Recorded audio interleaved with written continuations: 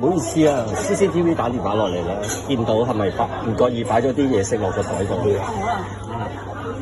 麻煩攞出嚟，因為睇住我做緊嘢，攞翻出嚟就簡單啲啦，好唔好？因為食物衞生啦，始終都全部唔緊要嘅，食到可以全部喺度食嘅。同埋咁大袋嗰啲攞埋出嚟，我啲唔係，嗰啲牛肉應該係我哋公司嘅，唔好意思啊。攞埋出嚟啦，仲有啲蝦啊剩啊，不如成盒攞出嚟好嘛？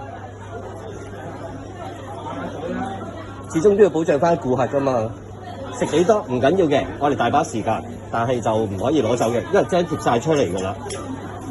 麻煩晒，咁咪攞咯。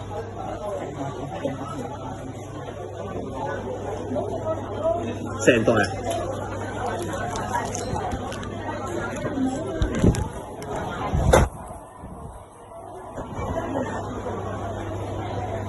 生熟嘅，唔好意思啊。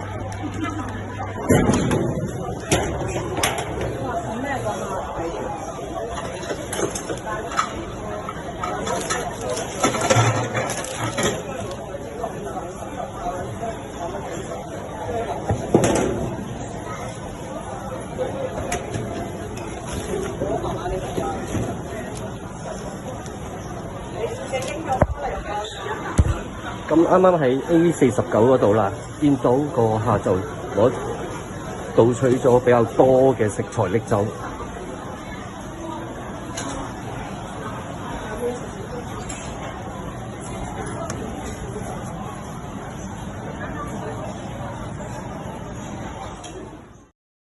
大家好啊，歡迎嚟到牛丸佬嘅頻道。開始之前記得用你哋嘅發財小手訂閱同埋讚好，仲要撳埋個鐘仔，咁樣一有新片時你就會第一時間知道噶啦。今日我講下又一單你一生人都預咗會見到，但又唔會想見到嘅社會小劇場，就係喺放題火鍋店度順手牽羊嘅真人實況片。講真，當你諗住去放題係任食，係想用筷子去征服嗰啲波濤洶湧嘅海鮮池，但你冇諗到嘅係有啲人以為任拎都一樣可以，結果俾人錄低咗，仲要喺網上被大家評頭品足。呢煲湯真係夠大又夠料。事發喺荃灣廣場，一段由職員隨身攝錄機係店內監控而流出嘅影片顯示，有對男女喺衛道食緊嘢，期間將海鮮、肥牛等食材放入佢哋帶嚟嘅袋中，直到職員指出 CCTV 見到先被勸攞翻出嚟，最後甚至係成大袋，啲蝦都仲喐緊，扎扎跳，齋睇都覺得好搞笑。心諗係唔係拍緊惡作劇短片玩嚇現場啲食客呢？呢段片仲上咗本地新聞網站報道，真係笑死反艇啊！大家諗下個畫面係點？一個職員好客氣行過去講下 CCTV 電話嚟，見到你哋有啲嘢放咗落袋，麻煩拎翻出嚟啦，因為衛生問題等等。呢個我肯定係一個專業嘅演員。職員嗰時仍保持禮貌，以工作流程去處理。個客先係詐傻，之後先慢慢喺袋度攞出嚟，攞出一袋又一盒。職員仲驚奇到出聲咁講成袋啊！最後成袋環保袋食下就交晒出嚟，入邊竟然係裝滿咗海鮮同埋肥牛。你想象唔想象到電影橋段？唔係拍緊惡作劇，而係真人真事現實正版。網台呢仲有片段流傳咗開去，令到呢件小事變成網絡笑話。而大家可能留意到呢類即撈即煮現撈海鮮放題，最近喺香港唔少地方都有開。個場入邊要有活海鮮池，客人自己用網撈魚、蟹同埋鮑魚，用泥打邊爐食。呢個放題嘅賣點之一，視覺效果加新鮮感加打卡位，都係吸客之處。喺荃灣廣場入邊就有一間以即爐海鮮做賣點嘅放題。有資料同網民討論都指，相關店係千海水產呢類形式嘅海鮮放題，所以事件發生地點就係呢間，客人有機會挑選活海鮮去煮。呢啲背景幫我哋理解點解會發生成袋拎走嘅情況，因為水池、海鮮、即撈海鮮同大把食材本身就可以容易製造機會啦。講到呢度，大家會問佢哋係咪真係想偷，定係有啲人真係以為放題等於任拎，等於帶返屋企都得？呢個係值得討論嘅重點。首先，放題嘅條款通常係任食，但係任食嘅意思係你喺餐廳範圍內以店方提供嘅方式食用，並唔等於你可以把未煮或生嘅食材裝袋帶走。如果你真係想帶走咧，通常店方咧會有明確規例，例如要付外帶費或唔提供外帶。但係做人唔可以只睇慳，仲要睇埋做人底線同衛生。想象一下，你喺放題撈咗袋鮮蝦帶返屋企，結果仲係生態態度，鮮蝦喐緊腳，行路都似開緊 party。有人會話邊個不知蝦返屋企後又唔煮即食會點？呢個係衛生問題，亦係店家擔心嘅地方。新聞報道就講到，職員一再強調衛生，正正係因為海鮮一旦離開餐廳控制範圍，責任邊界就模糊咗。再講埋落去，喺網絡上面有趣嘅係，大家嘅反應好兩極。有人話 Oh my God， 冇教養嘅人；有人話其實係咪應該用人情方式處理，唔好一味令呢啲事公開。但老實講，當你見到一袋活蝦仲喐寶寶嘅時候呢，公眾對呢啲行為嘅情緒反應會比較強烈，因為放題員工、中間店家、其他食客都會覺得被冒犯。喺呢件事入邊，職員冇選擇叫警察，係用禮貌加 CCTV evidence 去處理。當事人最後交翻整袋出嚟，但付款時又仲冇致歉，呢一點又令網民覺得唔尊重。呢啲具體情節都係新聞有報，唔係我亂講。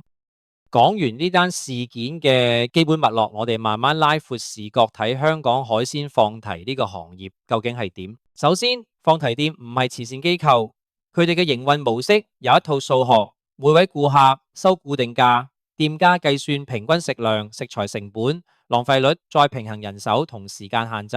Live Tank 同即撈即煮係賣點，但都係風險，因為海鮮啲成本高，補貨跟唔上時會非常攤薄利潤，所以店家要靠大量客流、快速周轉同嚴格管理去維持生意。網上有食評同埋遊記介紹呢啲店嘅價錢同埋玩法，唔少人會講先沖海鮮池，先撈鮑魚回本，呢種回本攻略係放題文化其中一部分。但係亦都係引發行為偏差，例如拎多個食嘅誘因。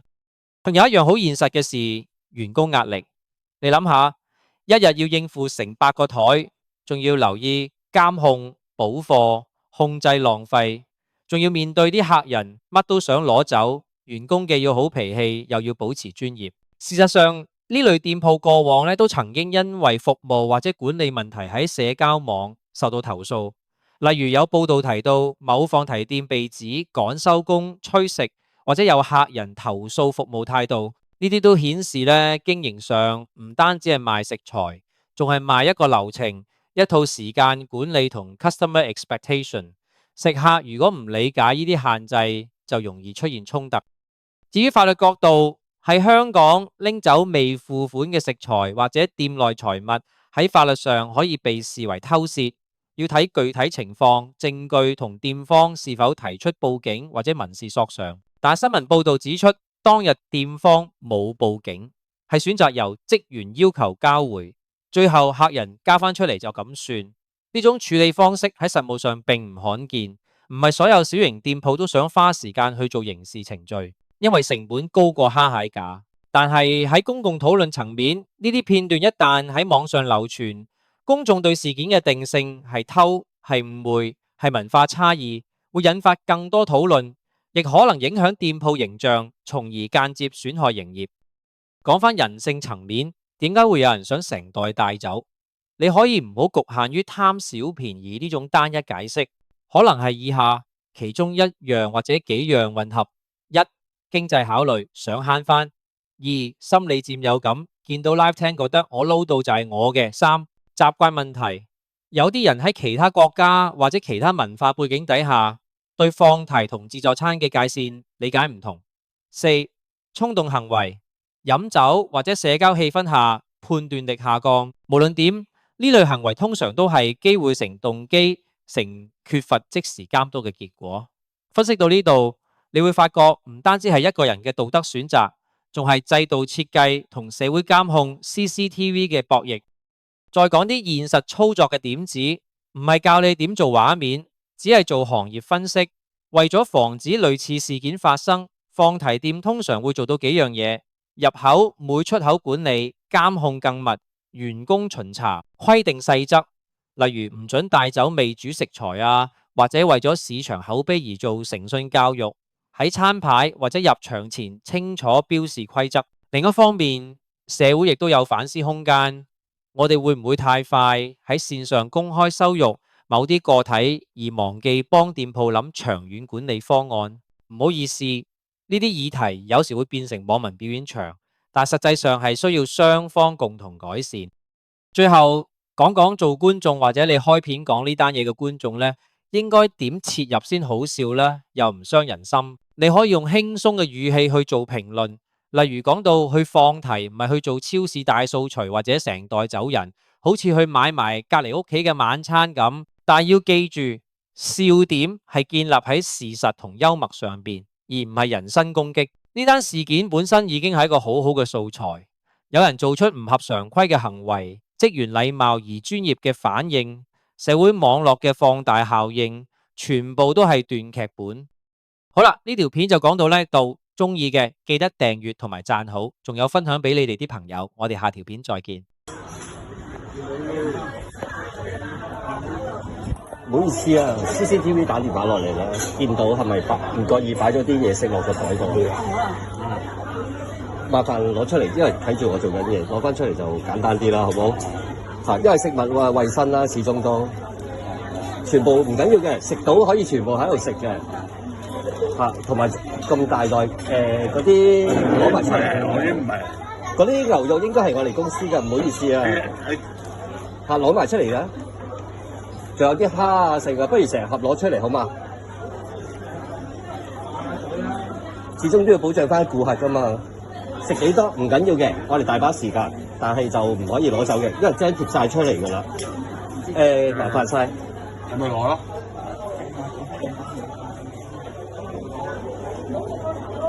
成袋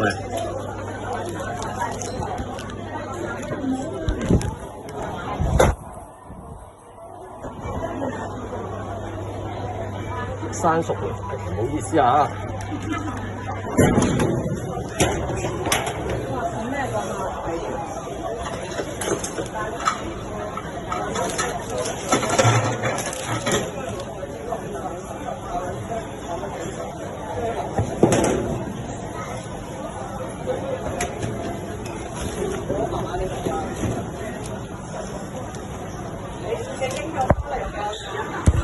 咁啱啱喺 A49嗰度啦，見到個客就倒取咗比較多嘅食材拎走。